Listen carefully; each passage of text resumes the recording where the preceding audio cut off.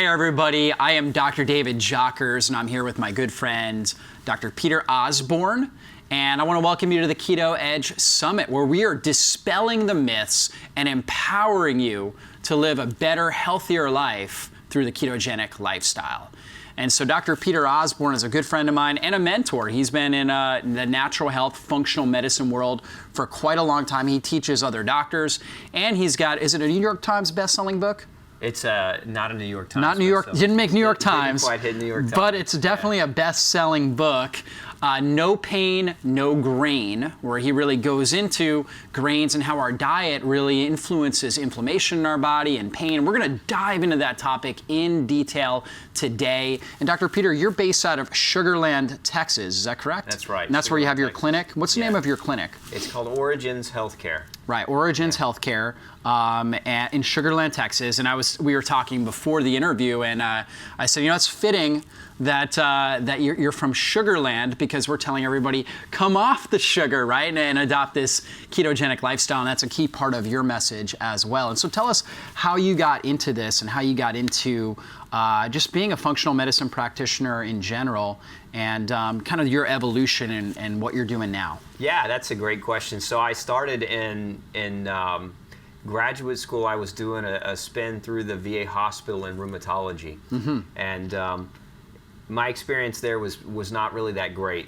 All these veterans were basically just being medicated. They were being pushed full of methotrexate, which is an anti-cancer and anti-rheumatic drug. They were being treated with steroids, and when the drugs over time failed, the orthopedist came in and said, hey, it's time for a joint replacement. So it was like this big mill. Now, I'm a veteran, so I have a special place in my heart for these guys, and they just weren't being treated right, in my opinion. So when I approached the attendings there to do something a little bit different, one of the things I found in literature about autoimmune disease is if you fasted, you could literally take autoimmune pain away within 48 hours. So I just wanted to do some side studies, and they said, no, we're not doing that at all. So when I left the hospital and opened up my own private practice, one of my very first patients early on was a little girl named Ginger. She had juvenile rheumatoid arthritis. She was given a terminal diagnosis. They told her, Mom, go home and prepare for her death. She's got about 6 months. This little girl, her knees would swell up to the size of softballs. She couldn't get down on the floor. She couldn't play with her friends. I mean, she was in a bad way. And where we really started was gluten sensitivity. I'm known as the gluten-free warrior by a lot of people. So we took this little girl gluten-free after testing her and finding that she was gluten sensitive. And within a few months, her knees stopped swelling. Within a year, she was no longer on her medications. At this point, she's in her 20s, she's graduated, she's doing great.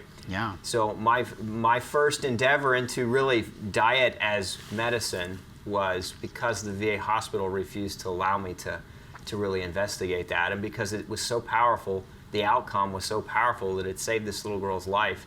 So I knew that message had to reach more people, and that's what I've been doing ever since. Yeah, absolutely. And so, and you mentioned you were a veteran as well, and so, you know, you look at just the diet and lifestyle of most veterans and what they're feeding them, and you know, a lot of these guys end up with a number of different health issues. And so, can you tell us just, do you work with veterans on a regular basis? Do you? I work with veterans that come to see me, but I don't necessarily just work with veterans. So, you know, I have a lot of folks that have served that are my patients, for sure. Absolutely. And I know you really specialize in inflammation, autoimmunity. And so tell us more about how grains really trigger inflammation and autoimmunity, and why it's important for people to really let go of the grains if they want to downregulate inflammation and get healthy. Well, a lot of people eat so many grains, like their diet, their staple in their diet, it's 80% of the calories that they're bringing in, and they don't realize, I mean, most people today know what gluten is, right? Household word. The problem is the gluten-free food industry has just created garbage food, right, to replace or to substitute in. And most of this stuff is made out of corn or made out of rice or oats. And they're calling that stuff gluten-free. And by definition, it technically isn't gluten-free. And that's another matter. We could talk about the science on that all day long, but that's probably too long a conversation. But, the reality is that if we look at grain, let's not even think about gluten. Let's just look at grain as a food. Number one, it's super high in carbohydrates. And most people overconsume carbohydrates. Most people are already on the verge of diabetes. These people that are suffering with weight gain and chronic pain issues. Number 2, grain is very, very high in mold. It's very, very high in mycotoxins, which are mold-based toxins, which can cause pain and inflammation. Number 3, there are proteins in grains that are not gluten proteins, like wheat germ agglutinin is found in wheat. It's a type of lectin. We have other proteins called ATIs, amylase trypsin inhibitors. These proteins cause joint inflammation. These proteins also shut down your pancreas. They prevent your pancreas from producing digestive enzymes. Then we look at the fact that grains as a food are super high in omega-6. So now we're ramping up or unbalancing the omega-3, omega-6 ratio in the body, and that creates or leads to a persistent inflammation. So those are just some of the things I write about in No Grain, No Pain as why grain should not be used as a staple food, and for many it should be avoided altogether. Yeah, absolutely. And I know growing up, right, I mean, I had cereal for breakfast, okay? So my mom she was a naturopath, okay, it's early 90s. So, you know, we would have oatmeal or, let's say, Cheerios, something along those lines. It was never, you know, what I wanted, which was Fruit Loops or whatever it was, you know. It was always the healthier one, Raisin Bran, something like that, okay? Then I'd eat that at 8 a.m. I'd be crashing at 10 a.m., okay?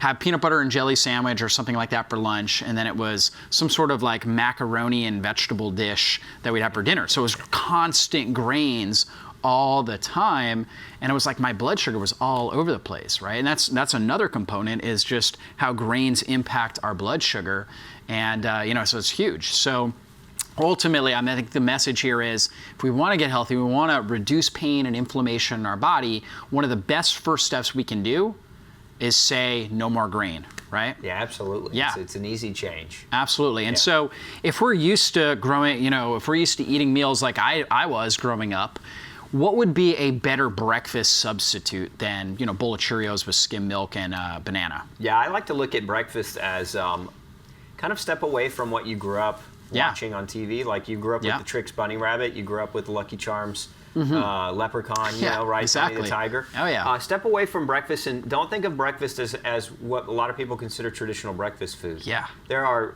any meat and any variety. There's eggs, but there's beef. There's fish, there's lamb, there's turkey, there's chicken, and prepped in any way that you would like to prep it. And then there's vegetables in any variety. I mean, just in my region, in my agricultural region, you know, we have availability of 30 to 40 different forms of produce depending on the season at your fingertips. So you've got tons of options there, whether it's a salad or whether it's you want to do some. I personally like grilled sweet potato. Makes a really, really good breakfast food. So, I mean, the options are limitless, but it's basically meats, vegetables, fruits, and nuts. And you know, you have so much to pick from. I think the struggle most people have is they wanna look at breakfast as traditional, number one, and number two, I think the struggle that they have is they don't know what their options are because their diet is so non-diverse. Their diet is so grain-based. It's you know, like you said, cereal is grain, and then for lunch it's some kind of sandwich, grain, or macaroni and pasta, right? So everything is really grain-based, but it's just grain shaped in different forms or compressed into different ways. That's not variety. That's sameness. So when you're looking at all the different meats, all the different fruits and vegetable options, you've got tons of variety. And so if you can get through the learning curve of figuring it out, right, then you can really eat for flavor. You can really eat for health. Right. And so what you're saying also is there's not really breakfast food, lunch food, dinner food, that if we have leftovers from a healthy dinner, we can eat that in the morning or for lunch, right? We can eat that at our next meal, right? It's pretty much what you're saying. Absolutely. I mean, most of my breakfasts are dinner. Right. Yeah. Exactly. Yep. Yeah. And so that's really the way to do it, a way to go about it. And so in your experience, what are some of the strategies? Let's say like maybe the top 3 strategies you're working with on people right away to start reducing inflammation. We talked a little bit about diet. And so what else are you using to help reduce inflammation and pain? So diet, definitely. And I do a lot of testing. So a patient comes into me, we're going to test them for vitamin and mineral deficiencies. We're going to test them for food allergies. We're going to test them for heavy metal overburden. So we're looking at potential things that are going on within their body that could be causing their inflammation. Because one person can have inflammation for a totally different reason than another person, even if they have the exact same disease. That's a really good point. Two diabetics, one's inflamed because they overeat sugar, the other's inflamed because they overeat grain, right? So We look at what the individual biochemistry is telling us, and then we embark upon lifestyle changes. But the primary lifestyle changes that we really push. Number one, we have to push the right food. Number two, we have to push the person sleeping at the right times. So getting adequate sleep to this is the low-hanging fruit. Is like, hey, you know, without even testing, you can immediately start the diet changes, really working on your sleep, right? Absolutely. And then exercise, depending on where they're at. If CrossFit is too aggressive for somebody because they're not in good enough shape, you know, we can start with body weight, light body weight movements. We can start with just movement and walking.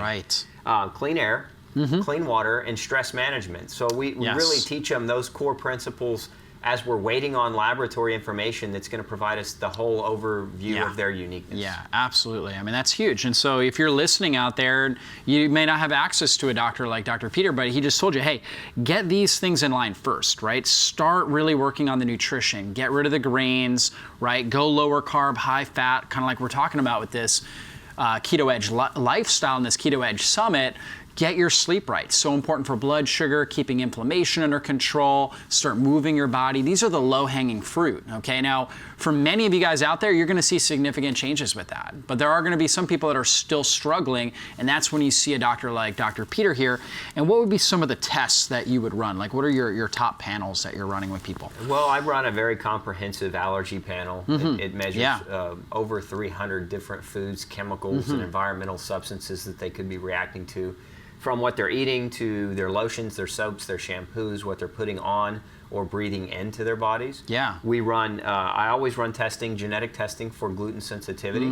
I always run testing for heavy metals because most of the patients that come to see me are, you know, either their children that have been vaccinated with aluminum and mercury, or they're adults that have mercury amalgams in their mouth, or they're adults that have a history of lead exposure. You know, you know, anyone 50 years or older grew up in what we call the lead age, right? So lead the lead paint, the leaded gasoline, right? So we want to make sure those aren't big key elements. So we want to make sure that we're testing those. There's 4 fundamental areas I test. One is I test for nutritional deficiencies. One, I test for food and food reactions. 3, I test for chemicals.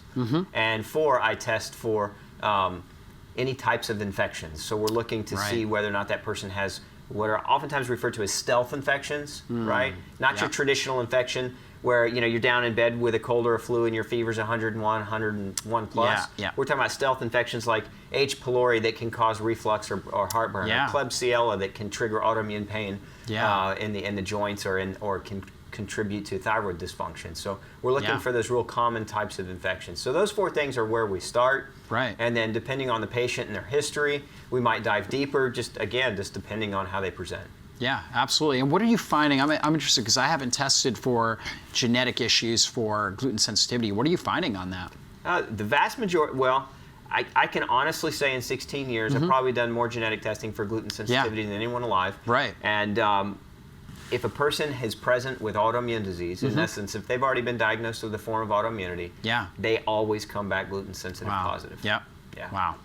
So there you go. I mean, you may not feel, and that's the interesting thing is, somebody could eat bread, let's say they ate bread for lunch, they may not immediately notice pain or inflammation or any sort of symptoms, right?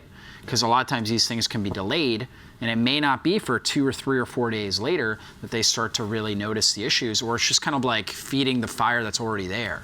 And a lot of people don't realize that the effects of the wrong diet are accumulative, and that the body, your body is, unless you're getting a massive exposure to an acute poison that's going to kill you, when you're eating wrong, it's not like you're going to die tomorrow. It's an accumulative negative effect. Your body's really diverse and dynamic at healing and repairing.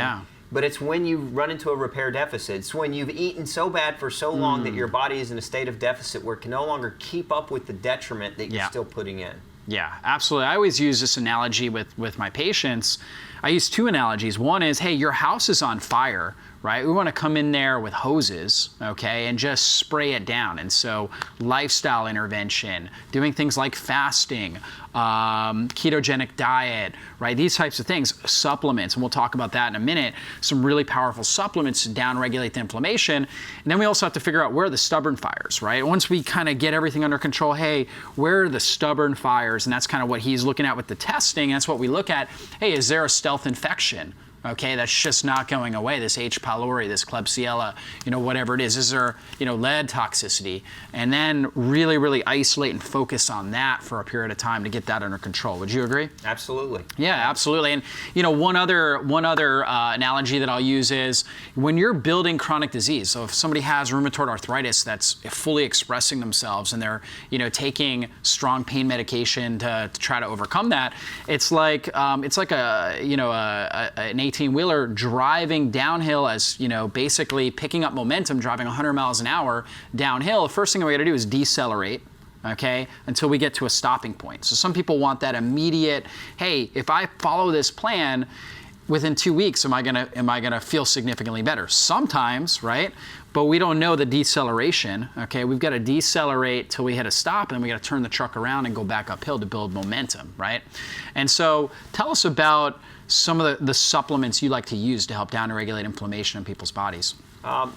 Probably first and foremost, in my experience, because I do so much testing. Yeah.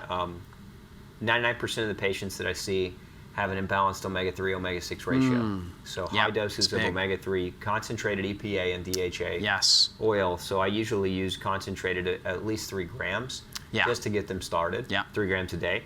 Which is definitely a high dose. So if you're out there and you just bought a fish oil and you're taking kind of the standard dose, you're probably not getting that level. Yeah, and most are not concentrated EPA, DHA. They're very, very low, a couple hundred milligrams of each, if that. The other supplements that I really find extremely helpful, one is vitamin C.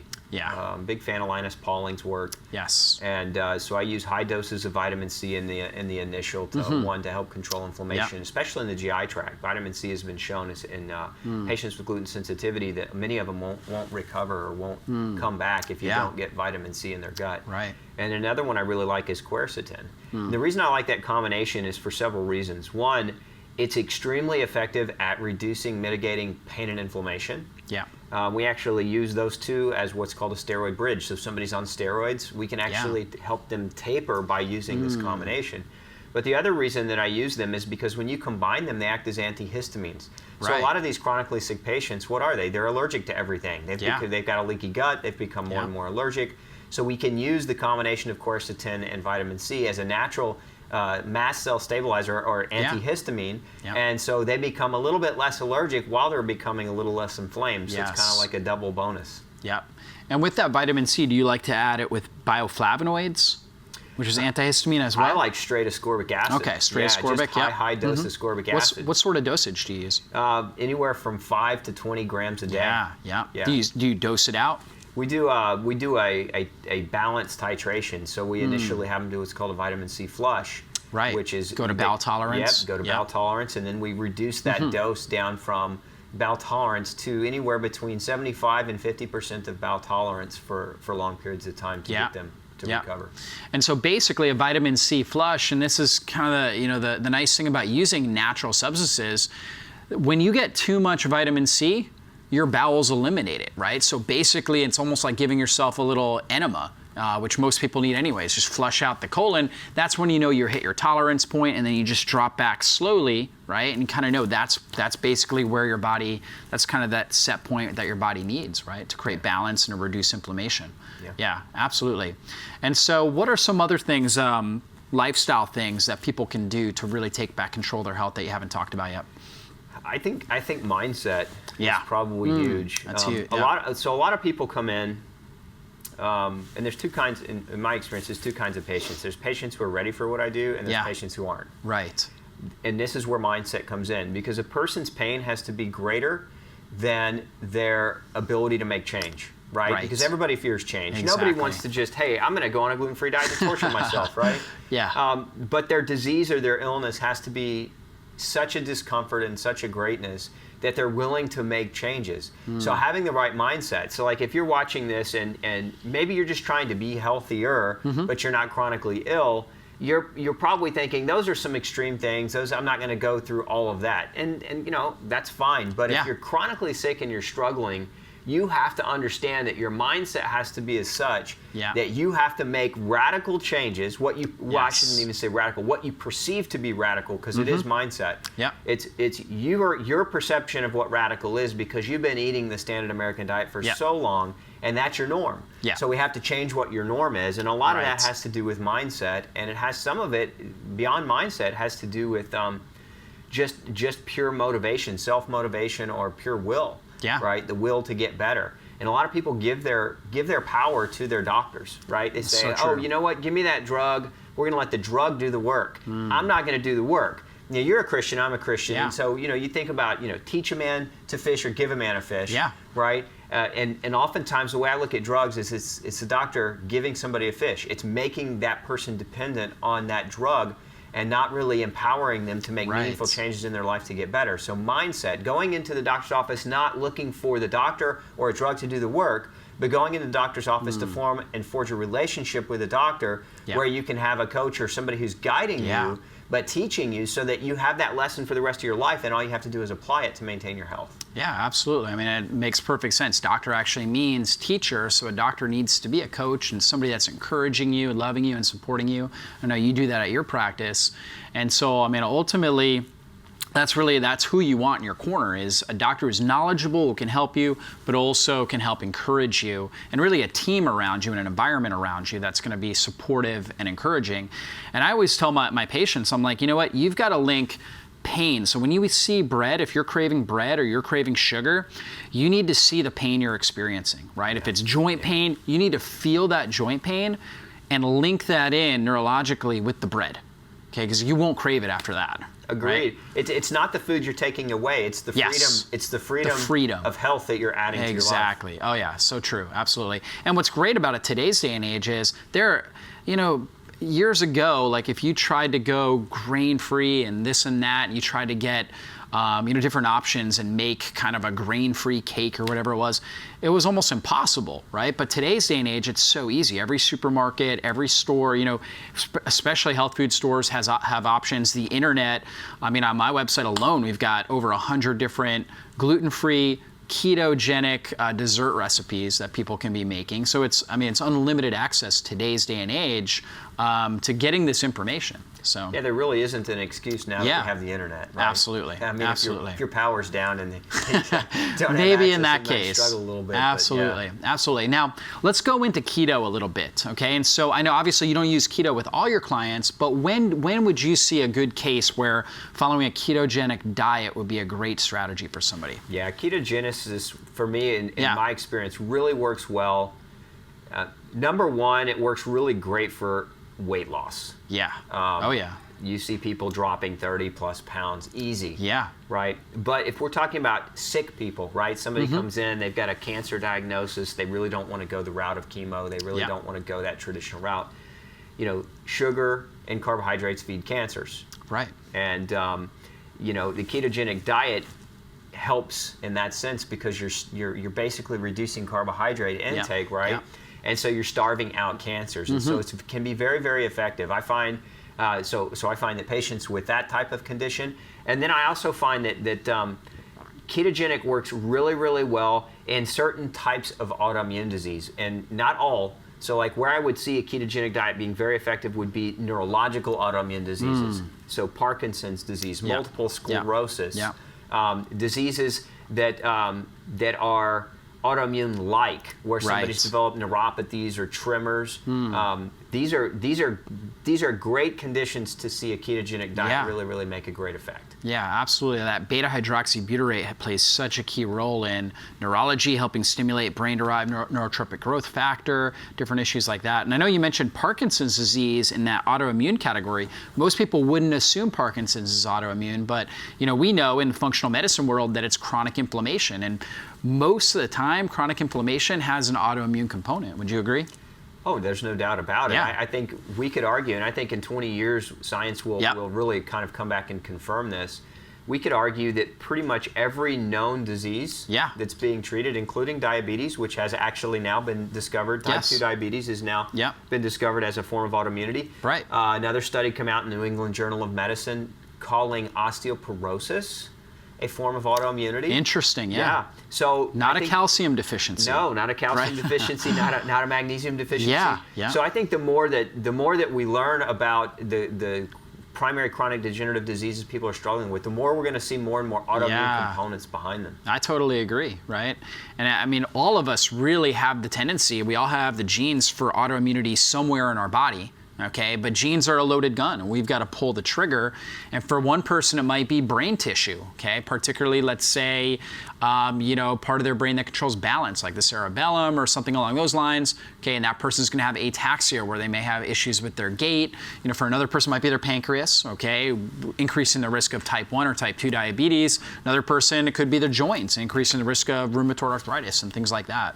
Absolutely. And so I know we talked a little bit about infections. What are some areas, like with different sort of infectious microorganisms? I know there's a tendency, like Klebsiella, we know can oftentimes have a tendency to attack the joints, right, or cause more autoimmunity to the joints. What have you found as far as infections contributing to different autoimmune diseases? Well, probably some of the biggest ones I see: Klebsiella, Pseudomonas, aeruginosa, Enterobacter, and yeast. A number of different species of yeast. It's a big one, So there's this process in autoimmunity called molecular mimicry. It happens as a result of years of having a leaky gut. So initially a person has a leaky gut because they're doing things that damage their gut. They're eating the wrong foods, taking the wrong medications, being exposed to different types of chemicals in the environment that can break down the gut junctions. When that leaky gut is open, when the gates are open, if that person, because most of us do have species of yeast and species of bacteria in our intestines, right? It's part of our microbiome. But what happens is some of these species produce toxins that leak through our gut, and some of these toxins look like our tissues. So, for example, we've studied this really well. Klebsiella, some of the toxins Klebsiella leaks look like your cartilage. Some of the toxins that Pseudomonas leaks look like your thyroid gland. Interesting. So you get these toxins that are leaking through, and initially, 70-80% of your immune system is behind your small intestinal wall. It's called the gastro-associated lymphoid tissue. That immune system looks at those toxins as bad guys, right? But over time, fast forward 5 years, fast forward 10 years. This is what molecular mimicry is. The immune system says, hey, that toxin that keeps leaking in, the thyroid looks like it. We need to now attack the thyroid. So it's not a confused immune system. It's an immune system that's doing what it's supposed to do. It's just that there's this mimicking effect of the toxin and your own tissues. So now your body develops autoimmunity. That's why people don't just wake up after eating gluten, for example, and they have an autoimmune disease.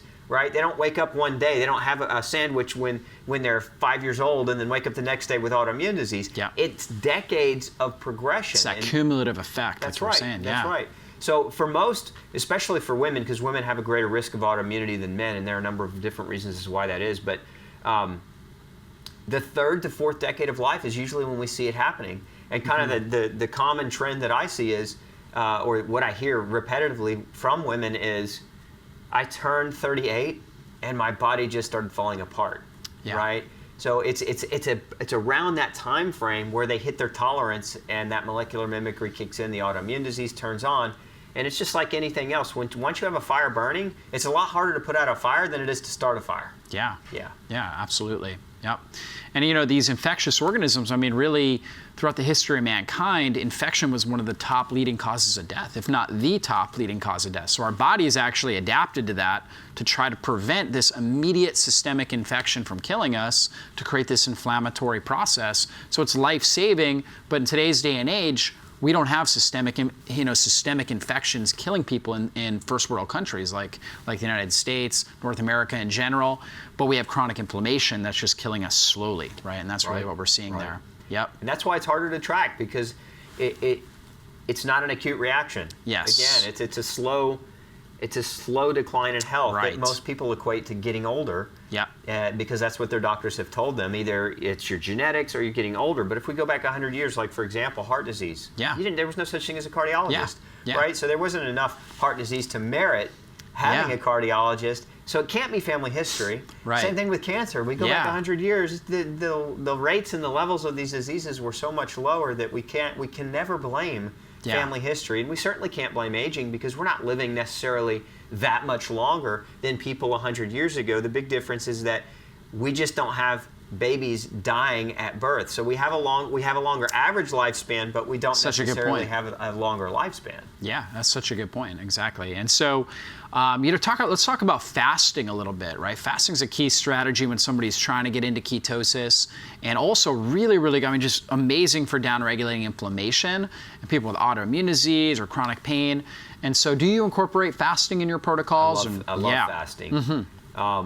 As a matter of fact, I don't even look at it as fasting. It's just the way we define it, right? Yeah. But I like a 16-8 for everyone every day, Mm-hmm. right? So 16 hours of not eating followed by 8 hours of, in an 8-hour window in the course of the day, that's when people consume their food, right? But I like that on a daily basis. Now, there's some people who are really sick, and women, you got to be careful because some women, if you fast them too aggressively, their blood sugar is going to crash and it's going to put them on the floor. I found that too. Men can tend to tolerate more aggressive fasting. Right. So it just you have to base it on who you are. So like if you feel like you're on the floor and you're fasting and you know your energy's totally drained, it might be better to look at kind of a 16-8 type of fast, or even a 12-12 and work your way toward a 16-8. Right. But I love fasting. I incorporate it on a real regular basis. Yeah. I start out with the 12-12 with people that are definitely more blood sugar sensitive, right, or really struggling with adrenal fatigue. And so basically, 12 hours between when you finish your last meal and when you wake up in the morning. And that's called a simple fast because really it's simple. It's like if you finish eating at 8 p.m., you don't eat anything until 8 a.m. the next morning. Okay, and then you kind of work your way up to maybe a 16-hour fast like he was talking about. And like he was saying, most men really don't have an issue with that. And the big issue I see is most people are not drinking water when they wake up. Right? So they're letting out all this water vapor through breathing, which all of us do at night. So all of us are dehydrated when we wake up in the morning, and most people are not turning to water. They're typically turning to some sort of diuretic like coffee. And I'm not against coffee, but when you take diuretic without the water, you end up even more dehydrated. Do you find that as well? Yeah, I mean, well, even beyond that, coffee's rich in mold toxins, as we were talking about earlier. Coffee you got to get the right type. Toxins. Yep. And coffee in and of itself, a lot of people that struggle with chronic pain, the caffeine actually can create muscle spasms or exacerbate muscle spasms. So for some people, cutting out coffee and in lieu of like a green tea where you have the theanine and the caffeine, so they kind of balance each other out, is a better option. Yep, absolutely. And so if they're having green tea, let's say, like on my website, we have a recipe called the Keto Matcha Green Tea, right? And so basically we'll put in a little bit MCT, a little coconut oil, right? And then that helps provide the satiety that they can do and drink that instead of having, a traditional breakfast, right? And that works good. Now, as far as fasting goes, what do you find works better? People like if they're gonna do that 16-8, do you find that eating breakfast and lunch works better and maybe fasting through dinner? Or let's say taking breakfast out and eating lunch and dinner and fasting through breakfast or doing something like Keto Matcha Green Tea? Ultimately, I try to have them do it based on their lifestyle so that they can comply. Right. But what I find that's easiest for most of my patients is a very early dinner followed by like an 11 o'clock a.m. Right, like a brunch type pre-lunch brunch. Yeah. I find that works out really good too. Yeah, I always ask people, I'm like, okay, if you just feel like you're struggling in the morning, you drink water, you wake up 16 ounces of water at least, right, in the morning when you wake up, and yet you're still very, very hungry and you feel like you need that food, eat breakfast, okay? But don't eat lunch at kind of just because it's lunchtime, right? See how far that breakfast takes you, okay? And then kind of figure out, okay, when you start really getting hungry, have that lunch, right? And then hydrate after that and see if you're able to, to just go the rest of the day without food. And for most people, they are. I find also that people sleep better. A lot of people sleep better eating dinner okay, and fasting through breakfast. Yeah. And dinner is also so social. Lunch and dinner, I find that people are having better compliance with that because they're just such social meals, whereas breakfast in today's society is not as social. So it's a little bit easier to fast through that and just drink a lot of water and hydration. What are your thoughts on that? Yeah, plus, when you look at most people's breakfast, they're eating on the go. Yeah. So they're compromising their gastrointestinal function. Exactly. Yep. Because they're rush, and all the blood is being diverted away from their GI Yes. tracts and it's going into their muscles and brain. Oh, and yeah. so they're not digesting that breakfast very well. Yeah. And then they have brain fog for the first half of their morning. Yeah. So personally, in my patients, as well as in myself, I find that not eating breakfast allows me to get 2 or 3 really brain active hours in the morning, like super Yep. high energy, high thought processing. Yep. Where I'm not bogged down by sending all my blood to my gut, Yeah. and away from my brain to try to Right. digest that meal. Right. So you can get a lot of productivity done in the morning time by using that 16-day fast. Yeah. So much, and that's a huge thing. Is that really, if you want good energy and brain function, it's all about water and electrolytes, right? That's what really that's what our nervous system needs to conduct electricity. We eat for adaptation and recovery, right? We need the proteins, things like that, the fats to build new cells. We need that for adaptation and recovery, but eating is not going to give us really good performance, right? That's why, like on Thanksgiving, okay, you eat this big meal, so you take in all this energy, and yet how do you feel? Exhausted, Yeah, right? exactly. Now, even like I know you and I, Peter, we're not eating the stuffing and all that kind of stuff, or we're getting a better variety of it. But even with that, we eat a big meal and we still feel tired, and that's a natural state because we need more blood flow into our digestive tract. You need to rest after you eat. It's normal. That's another great tip because a lot of people. We live in such a fast-paced society and culture. Napping has almost become synonymous with feeling guilty. That's right? a great point, yeah. So I love the nap. Me too. If you can eat a lunch and then take a 15, 20-minute siesta, right? You can let that food digest. Exactly. You can let your brain rest. Yep. And then when you wake up, you're going to be a lot more supercharged and ready to go. Yeah, absolutely. I mean, we got those 2 parts of our nervous system, sympathetic fight or flight. We need that for performance. When you and I are seeing patients, we don't want to be putting much energy into digestion. We want really good cognition. We want to be able to be, present, moment, and focused. That's that fight or flight sympathetic nervous system. When we eat, right, that's going to naturally, we should trigger the parasympathetic nervous system to produce all the digestive juices. We want to be in a more relaxed state. There's no pressure on us, right? We can have casual conversation with friends, with family, things like that, but no real pressure, and that's going to allow us to digest that food effectively. Yeah, absolutely. Yeah. And so, obviously, with healing autoimmunity, it starts really with stabilizing blood sugar, healing the gut, right? And so we start working on that, getting the lifestyle in order to do those things. Is there anything that we're missing? Anything else that you wanted to add with that? I think with autoimmunity, you just have to understand there's only 4 causes. Yeah. And they're categorical causes for autoimmune disease. And I alluded to this earlier, but one cause of autoimmunity, and probably the most well-studied cause, is gluten. Yeah. Okay, and we have the perfect classic example of celiac disease, right? Right. But other foods can cause it too, right? The second cause of autoimmune disease is infection.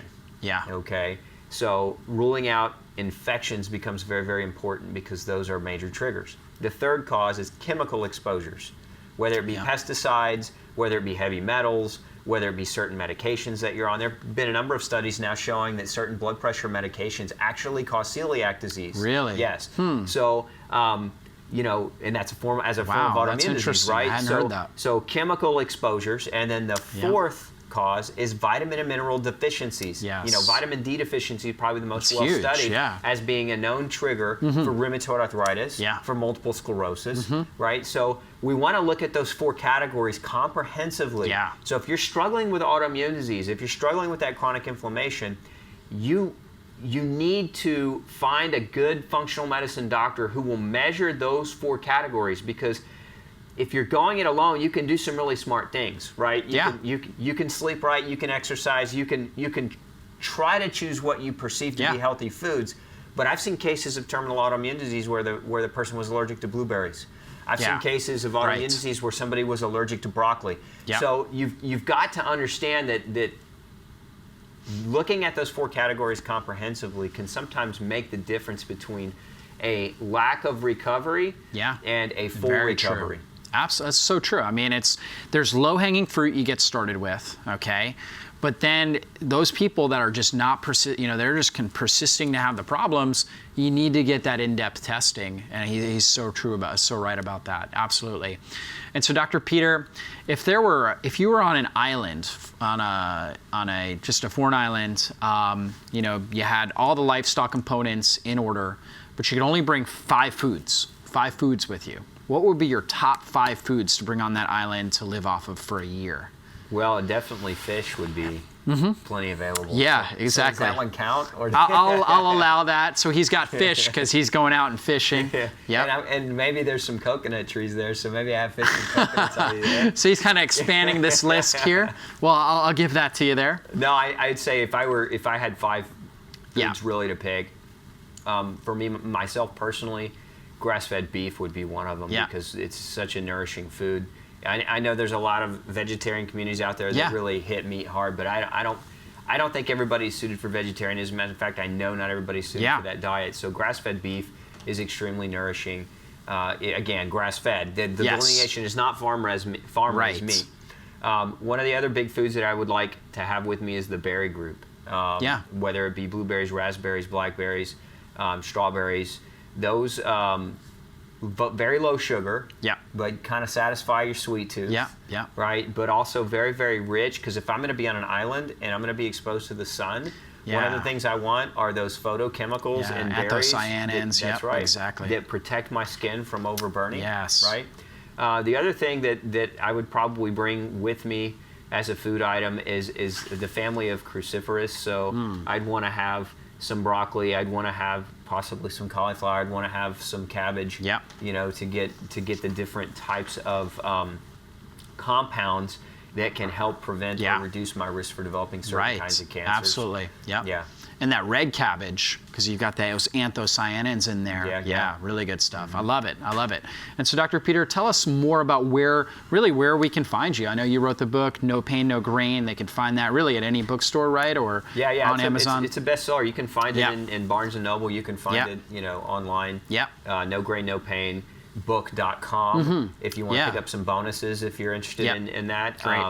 But drpeterosborne.com, drpeterosborne.com is our main hub, and from there you can find my clinic, from there you can find my book, from there you can find my foundation, glutenfreesociety.org. So it's perfect. So you guys have heard from one of the top experts in autoimmunity and chronic pain, and he's telling you guys, hey, ketogenic diet, right? Intermittent fasting, following these kinds of strategies, this is one of the best ways that you can downregulate inflammation, overcome autoimmunity, and really help your body just heal naturally. And so if you're enjoying the presentations like this, then I want to encourage you to consider owning the Keto Edge Summit for yourself, where you'll get all the transcripts, all the interviews, and you'll be able to listen to that at your own time, your own pace for life. And so if you would consider that, we would be so honored and privileged. God bless you guys, and we'll see you in a future interview.